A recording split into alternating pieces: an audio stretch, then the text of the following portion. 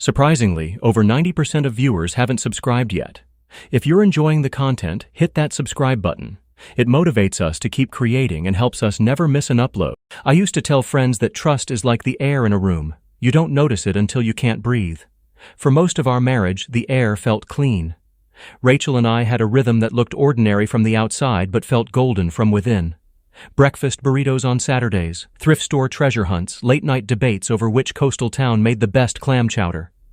We weren't perfect, but we were us. Then little drafts started sneaking under the door. She began guarding her phone like it held state secrets. Work events stretched past midnight. Hugs landed a second too late, smiles a degree too cool. I kept telling myself to relax, but worry camped in my chest and refused to leave. When she announced a girls' trip, it sounded like a relief valve, time with friends, space to reset, proof that I was being paranoid. The suitcase she packed told a different story. New dress with the tag still attached. Perfume I'd never smelled. Shoes that said rooftop bar, not hiking trail.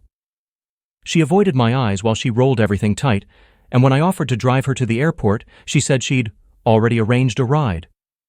A ride to where, I wondered, considering the group text from her friend Leah mentioned carpooling. The morning she left, the house felt like a stage after the curtain drops. I stood in the quiet kitchen staring at the coffee maker and then at my phone. Years earlier, when we set up a family plan, we'd enabled location sharing for safety. Earthquakes, road trips, late nights. We almost never used it. I opened the app anyway, telling myself I was just checking that she got on the highway. The blue dot hovered, not near the interstate, not by Leah's place, not near any airport, at a business district 2 cities over. I closed the app. Opened it again. The dot hadn't moved. A decent person, I told myself, gives their spouse the benefit of the doubt. A wise person verifies. That thought calmed my shaking hands. I threw on a jacket, grabbed a notebook, and headed for the garage.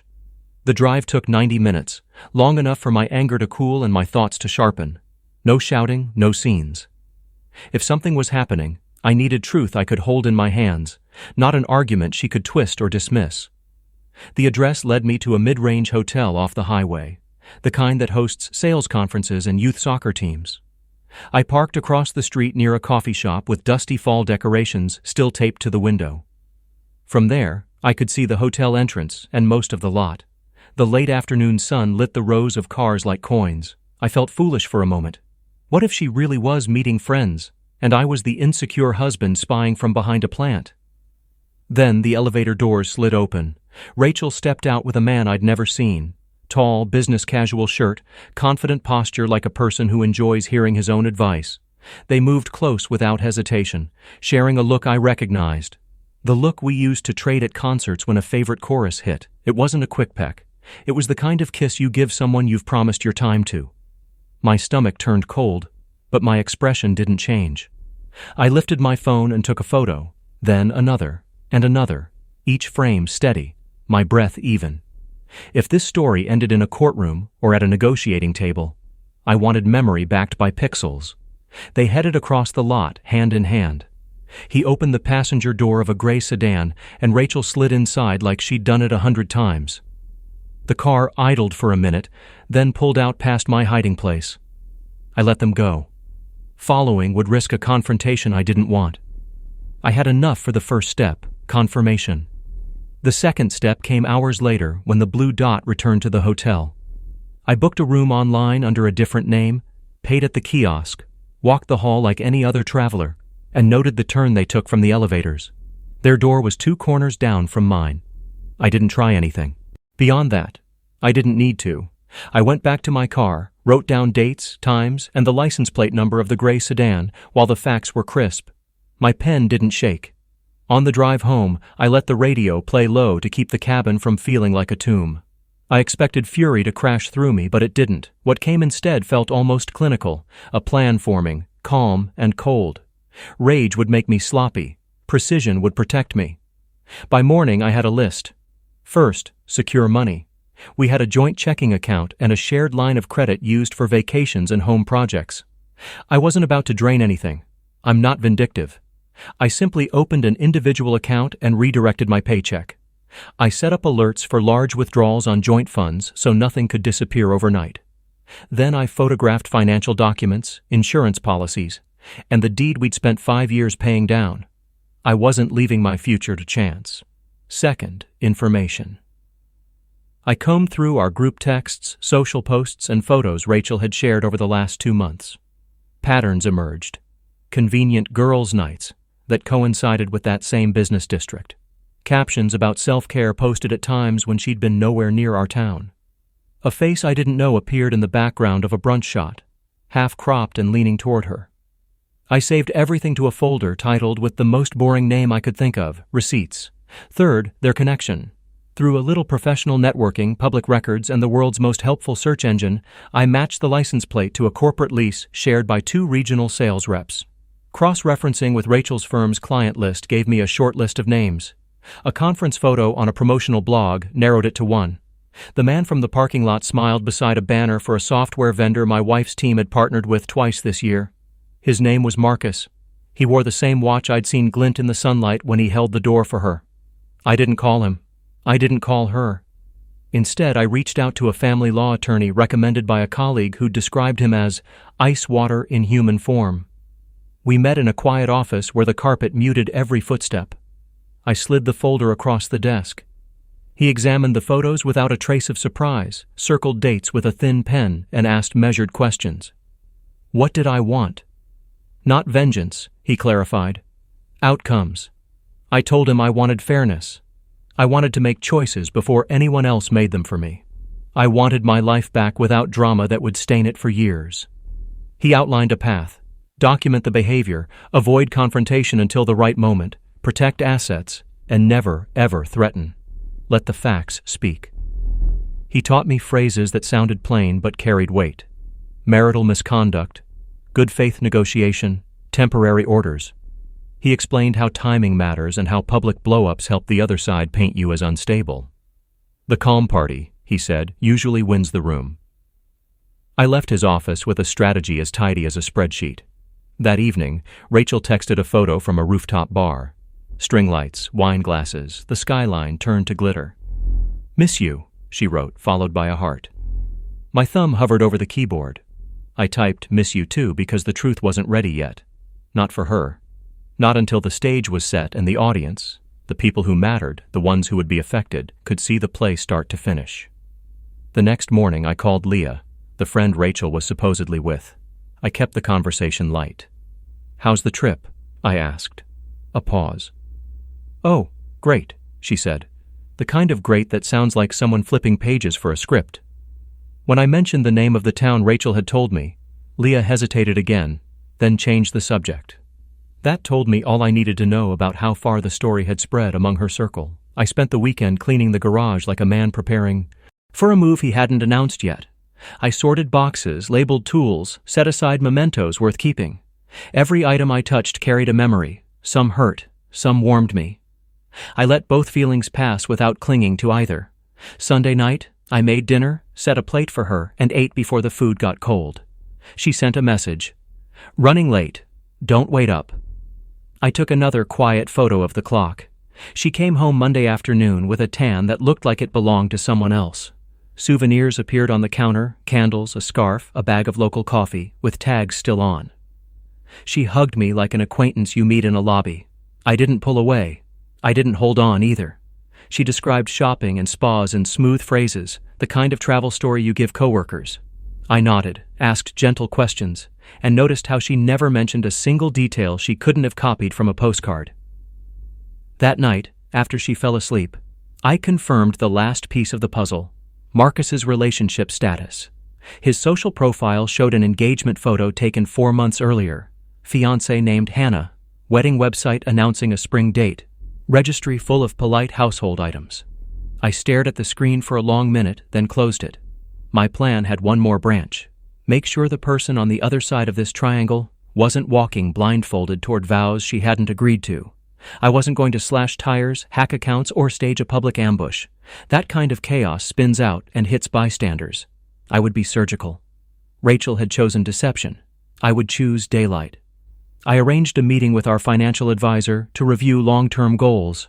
I booked a dinner reservation at the quiet Italian place she loved for its candlelight and privacy.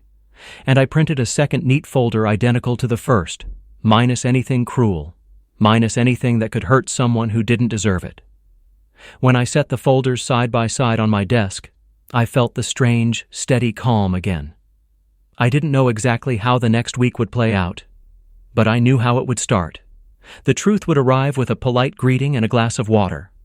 No shouting, no broken dishes, just the sound of paper sliding across a table, and the air in the room changing forever. When I set the folders side by side, I thought about how strange it felt to be preparing for the unraveling of a marriage while still living inside it. Rachel had no idea. She laughed at shows in the living room, left her mug by the sink, scrolled through her phone with that small secret smile she thought I didn't notice. I became an actor in my own home, playing the role of the patient husband while inside. My mind was collecting details like a detective who already knew the culprit. I waited. Timing mattered. Acting too soon would give her room to spin excuses. Acting too late could make me look like I had tolerated more than I did. The key was precision. The opportunity came faster than I expected. Rachel told me she had another girls' night coming up. She dressed in that same careful way.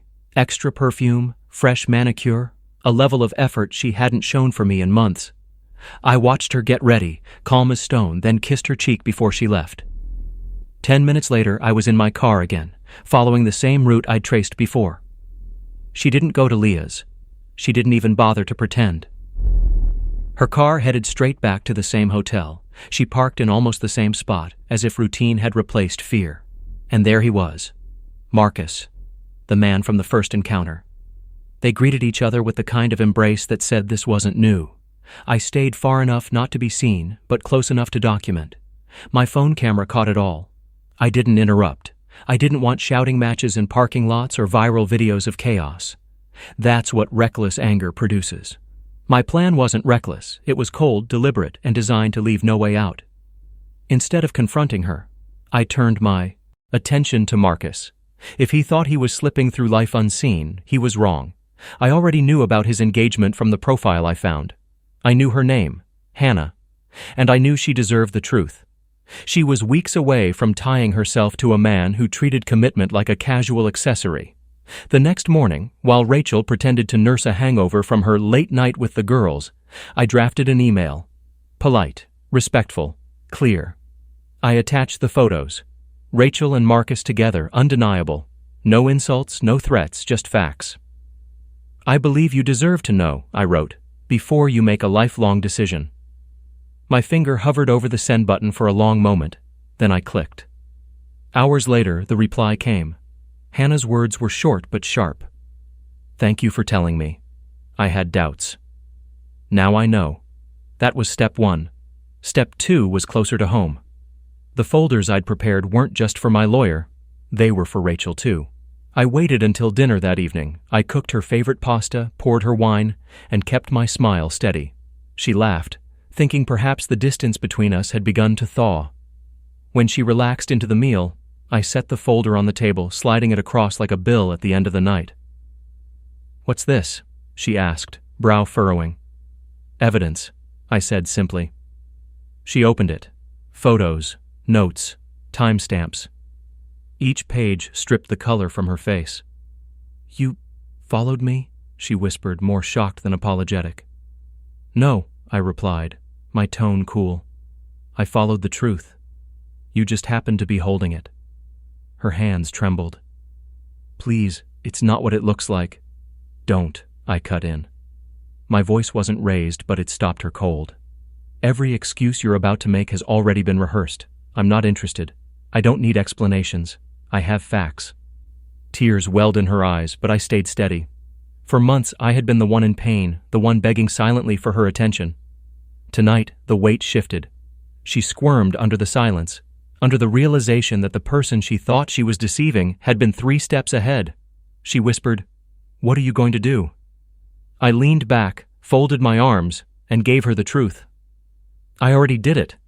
Your lover's fiancé knows. My lawyer knows. And now you know that I know. This is no longer a secret you control." Rachel's sob caught in her throat. She covered her mouth, staring at the folder like it was a live wire. For the first time, She looked powerless, and I felt nothing but calm. I cleared the dishes while she sat frozen. When I returned, I said quietly, "This isn't about screaming, Rachel. This isn't about revenge in the way you're imagining. It's about ending the lie you built. I'll handle the rest through the proper channels." She tried to speak, but words failed her. I walked out to the porch, inhaling the crisp evening air, and let the silence settle like a verdict. That night, I slept better than I had in months. Because the real revenge wasn't the photos or the email or even the folder on the table. The real revenge was knowing that both Rachel and Marcus had lost the one thing they relied on most, the ability to control their story. And I had only just begun. The morning after Rachel saw the folder, the house felt like a stranger's. She barely spoke, moving through the kitchen with quiet footsteps, her eyes red, her voice gone small.